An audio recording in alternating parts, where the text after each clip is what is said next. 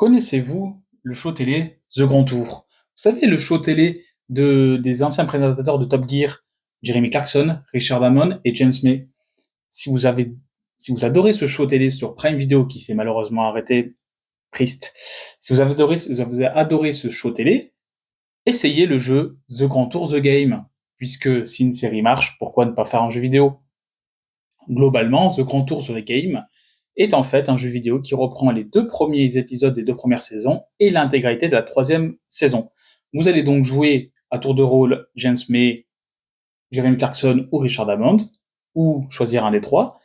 Et dans ce show, vous allez donc parcourir chacun des épisodes avec à peu près 6 à 15 épreuves par épisode, entrecoupées donc par les scènes des épisodes.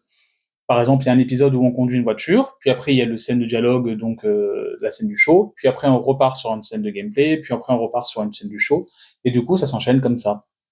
On se retrouve donc clairement dans la série télé. Malheureusement, le jeu n'est pas parfait, même s'il est très beau, graphiquement il est assez classe et assez joli. Il entraîne qu'il a quelques détails graphiques qui sont pas très beaux. Il y a quelques bugs de collision assez tristes, pas de multijoueur online. Si vous avez l'habitude d'une BF, il n'y a pas la VF, il n'y a que du VOSTFR. Mais le jeu, quand même, est assez appréciable. C'est du full arcade, mais poussé à l'extrême, donc rentrer dans les murs, dans les gens, il n'y a pas de souci. Mais le jeu, globalement, est quand même assez beau. Il y a du multijoueur à écran splitté, façon Mario Kart avec des attaques et des malus, jusqu'à 4 joueurs. Le jeu n'est clairement pas cher. Il y a l'humour du show de base. Et ce qui est bien, c'est que vous parcourez plusieurs décors, par exemple des pistes de glace, des pistes de terre, du bitume, et chaque décor apporte une adhérence différente à la voiture. Du coup, ils ont même fait l'effort de créer des adhérences différentes selon la route que l'on conduit.